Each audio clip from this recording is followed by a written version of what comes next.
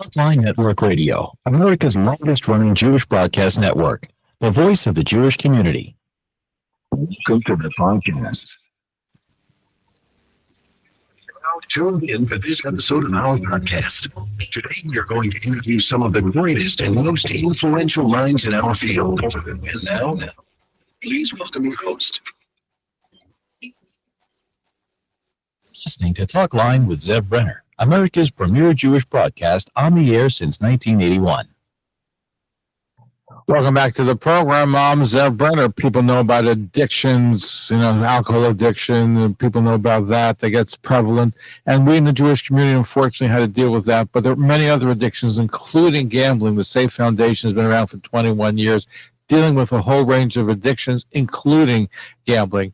And right now we're speaking to Jessica Steinmetz, Clinical Director for the Safe Foundation. Thank you for joining us. Thank you for having me. Hi. Thank you. Thank you. Who would have thought years ago the expression was that Jews didn't really drink that much?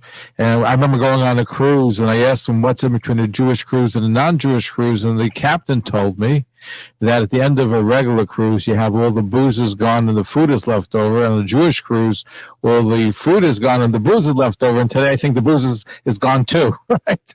Unfortunately, yes. Unfortunately, addiction doesn't discriminate between genders, religion, anyone. So it's definitely become a bigger problem, and it's become more normalized too. So unfortunately, that's what we're dealing with. Jewish community, Orthodox Jewish community, you have offices in Brooklyn, also deal in New Jersey. Mm-hmm. So let's start with alcohol, then when we get to the gambling. How prevalent of a problem is alcohol addiction? I think it's a bigger problem than probably we even know. I think a lot of people, because it's so normal in our communities, right? Like all the holidays are surrounded by alcohol. It's become very normal in, teenagers to experiment and parties, but even in just our holidays, right? Like Pesach, 4 cups of wine, Purim, drink until you don't remember things. So everything is so embedded with alcohol, and it becomes very hard to determine whether someone has a problem or not, I think, in their own households. So I do think it's a bigger problem than even we want to admit, but it's pretty big. I think the number one addiction that we've seen over the last 20 years is always going to be alcohol. It's always up there. Even when opiates are skyrocketing, alcohol is always in that top category of things people struggle with. So it's gotten bigger and bigger just as people are more okay with drinking. But yeah, it's not a small problem. And I would assume the proliferation of kiddish clubs has only contributed to the problem too. Yeah, for sure. And there's been a lot of articles about these kiddish clubs, the problems that they cause, or just even not only for the adults, but even for the loved ones and the children, and just watching this and seeing that it's okay and it's fun. It brings out it highlights this thing, right? And then kids start wanting to try it, being like dad, fitting in. So yeah, it's definitely been exacerbated by kiddish clubs and just the way that we use it to socialize, that you can't go anywhere without there being alcohol there, a cocktail, a bottle of wine. Yeah, it's even bigger than, let's say, drug addiction in the community? I don't know if it's necessarily bigger. I know we've always seen here at Safe, the top addictions we've always been helping people with have been alcohol. It's always up there in our top category, where most people come in struggling with that historically. I do think the drugs or opiates, cocaine, things like that are big problems as well. I think alcohol always just seems like that problem that people don't want to admit is a problem. So finally, when it gets too out of hand, they do. I think the drug problem goes a little bit more unseen for longer. So we might just not see it as much, but it's probably also big. But alcohol is always going to be a top issue. So there. Now, I was surprised when I was talking to people about the Safe Foundation. People said, well, one of the things I deal with very strongly is compulsive gambling. Yeah. And people, like you said, people know alcohol is a problem, drug is a problem, drug addiction, but compulsive gambling, how big of a problem is it? I guess it must be. I'm hearing that from people, but it's not on the radar screen of most people, right? Yeah, I think the way that we refer to gambling, and it's not just here at Safe, it's anywhere. It's like that silent killer where there could be compulsive gambling people all over, and you wouldn't be able to tell. There's no sign, there's no symptom that someone is struggling. It's definitely become much bigger of a problem since legalization about 2 years ago at this point, 2 or 3 years ago, when sports betting and online betting has become legal in New York. The numbers have just gotten out of control. But it's become a humongous problem. Our gambling clientele here is really, there's times we get only gambling clients coming in for help, which is great. But it's definitely the silent problem because also it's very misunderstood. I think people wouldn't look at anyone and say, yeah, use drugs, that's good for you, right? Everyone knows that that's bad. But gambling is like a social event. You go to a casino, you play some hands, right? It's not a big deal. And you can't always tell if someone's selling their house because they've gambled all their money away or if they're just, looking to move, right? It's a very silent, unnoticeable problem. And so I think that makes it even scarier for people and also more lonely. It's like lonelier, right? People struggling with gambling don't feel like they necessarily have people that get it. But it's a humongous problem. They don't think they have a problem if they're gambling, right? A lot of them. They don't have a problem if they're gambling, you said? No, they don't realize that they have a Yeah. problem. Oftentimes, I tell people all the time, like, you usually go for help when you've lost a lot of money. Until you're at that point where you've lost a lot of money, you don't usually think it's a problem because you've convinced yourself that if I do it differently this time, it'll be better. If I play this game instead of that game, I know I'll win. If I use the free bet, it's not really my money, right? But once someone is at that point where they've lost a significant amount, that's usually what drives someone to realize like this is a problem. Until then, unfortunately, it could be years where it's no big deal. So it's usually the external financial piece that drives someone to get the help. So just to talk to me, because when it comes to gambling and they lose their house, listen, all addictions affect family members, but I think especially gambling, where their house could be in danger or their finances could be shattered, so it has a very dramatic effect on all members that are the household. I know you deal with family members too. Mm-hmm. Yeah, a large portion of the people that we've worked with over our years are family members, whether or not they're person who's struggling with drugs, alcohol, gambling, our clients here. We work with the family members because these things do take a tremendous toll on the family members, both physically, both externally, like finances, household, all those things, but even just mentally, helping them understand what addiction really is, why gambling addiction, for example, is not so simple to just not gamble, right? Why budgeting finances might not be so simple, why it might be important for a spouse to take over finances for a bit or to understand a little bit more about what's going on with the bills. And, a lot of times in our communities, one person pays the bills, the other person might be in the dark with that. They just trust that it's happening. But then when it comes to a point, it's about helping the loved ones really understand, like, how do we change things moving forward so that we don't let this get bigger of a problem? But yeah, especially with gambling, financially, homes, taxes, debt collectors, all these stressors that come from the financial hole from gambling, it takes a humongous toll on the family members. And they deserve someone to help them through that as well. Now, how do you help with gambling? I can understand alcohol. There are programs, and you have programs dealing with drugs and detoxification. How do you get somebody off from gambling? How do you stop them from gambling? Yeah, so it's funny. Part of what we do here is I never tell people to stop what they're doing, right? Like if you're coming here, it's because you have some kind of desire to stop what you're doing. What we help people with, whether it's drugs, alcohol, or gambling, is helping them get the tools to understand their behaviors. Really try with gambling specifically, it's about helping them understand their relationship with money, helping them learn budgeting skills. We could sit with them a little bit. We do encourage outside resources like the AA, Alcoholics Anonymous, or Gamblers Anonymous, where they can also target certain things. But the stuff we do here is really helping change certain behaviors and understanding their thought patterns with it, and really being able to be more open and honest and reconnecting them with loved ones and building on that support so that there's not the loneliness of doing this doing this by yourself, and also B, where there's more accountability and there's more of a partnership and more of what you don't want to lose if you go back to your addiction. Now, why would somebody start gambling addiction? What beliefs? I can understand when it comes to alcohol, people are depressed or they want to be more social and they can't handle it, or drugs. But why would somebody become a compulsive gambler? So oftentimes it starts in a similar way, like, right, a lot of it's nature, nurture, some of it's genetic, some of it's the way, like, the things you're around. If you think about a casino itself, right, many people go to casinos as a fun thing to do.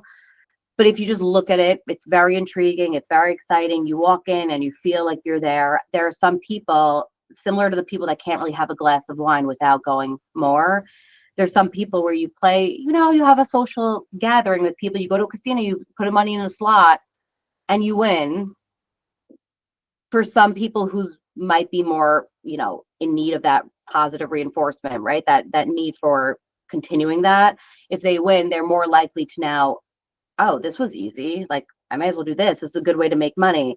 And all these types of gambling sites, right? You get these free bets, money in your account. If you bet this, you get this, right? The mentality is that it's not really my money to lose. Why not? Let's put it in. Most first-time gamblers in some types of apps, like, I feel like they win, right? It's just let them win and see how it goes. And then you start realizing, like, this is a really easy way to make some money. And when you lose a little bit, okay, like, the mind doesn't always remember the times you've lost as much as it does the times you've won. So it just starts fueling that need, that adrenaline, that rush, the excitement, right, of a quick fix, the immediate gratification. And then it becomes where just the anticipation of, am I going to win? Am I going to lose? Becomes really exciting. Again, not all brains are functioning in that way.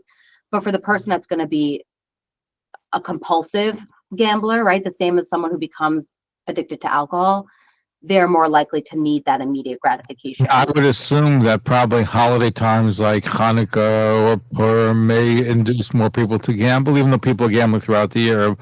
But I would assume that to be the case, correct? I think anytime routine is off, or anytime there's a gap in work or structure, and there's a setting where there's free time, and a lot of that free time consists of activity and fun. And now around Hanukkah time is obviously a similar time to, like, the football season coming to a close. These times of year, it does spark any type of addiction to seem more intense, where there's just more time to get away with it. Unfortunately, right? And, like, unfortunately, that's just the reality. We try to get away from it. Anything that's going to threaten our addiction, we don't want to let that person in. So, yeah. Now, is it more based as far as the gambling addiction? I would assume that the drug and alcohol is probably more even, men and women.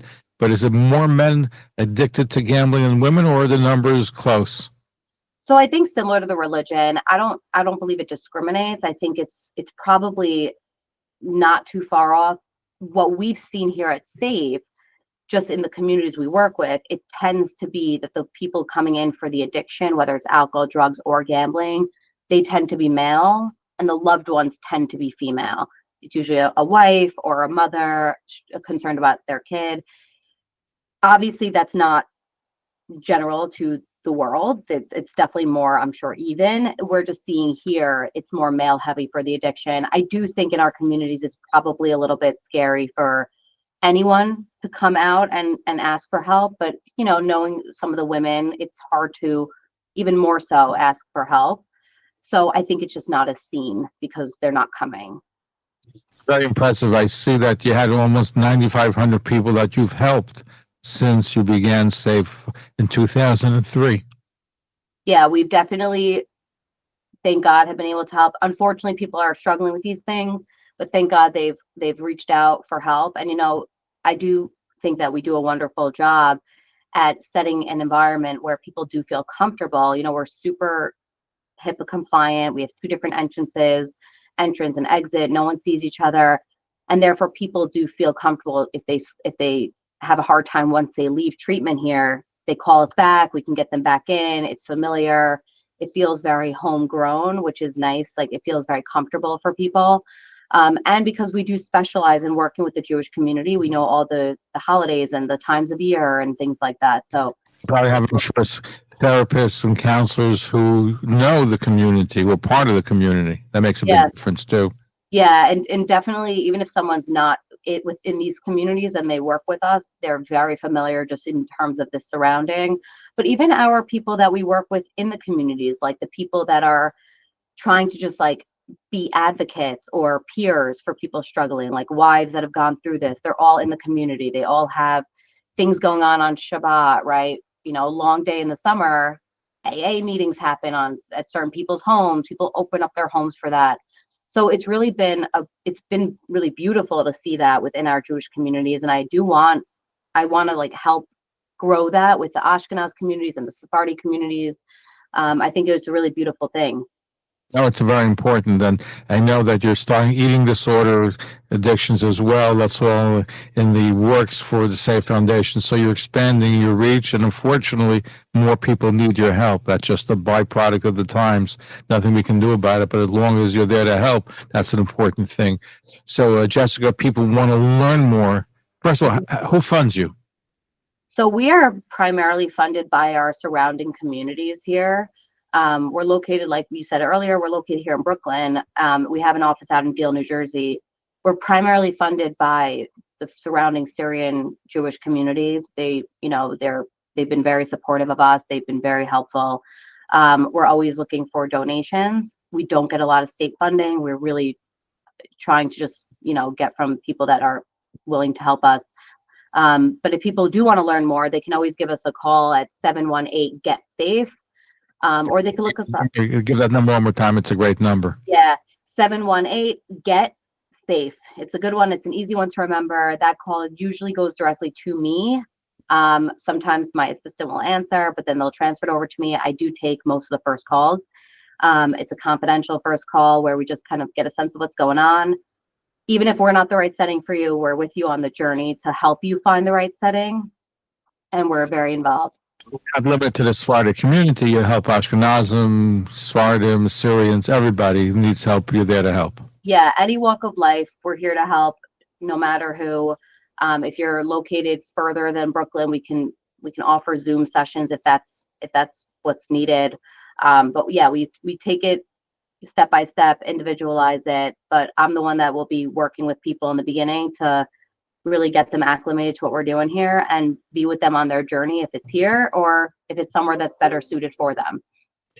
Jessica Simon's clinical director of the Safe Foundation business for 21 years, helping all kinds of addictions, including gambling, which people even not on the radar screen, but it's an important compulsive gambling that you're dealing with. So thank you for your service. Thank you for what you're doing, and look forward to having you back again. Thank you so much. Thank you. And yeah, reach out if you need anything. We're here to help. Thank you for tuning into Talkline with Zev Brenner, America's premier Jewish broadcast, the pulse beat of the Jewish community. For continuous Jewish programs, TalklineNetwork.com, or our 24-hour-a-day listen line at 641-741-0389. For past shows, you can find us on iTunes, Spotify, Amazon, YouTube, Instagram, and all major podcast platforms, or jewishpodcast.org. Thanks for listening to the TalklineNetwork.com. Follow us on Facebook, Twitter, and Instagram. It's important to highlight because people, like I said, gambling is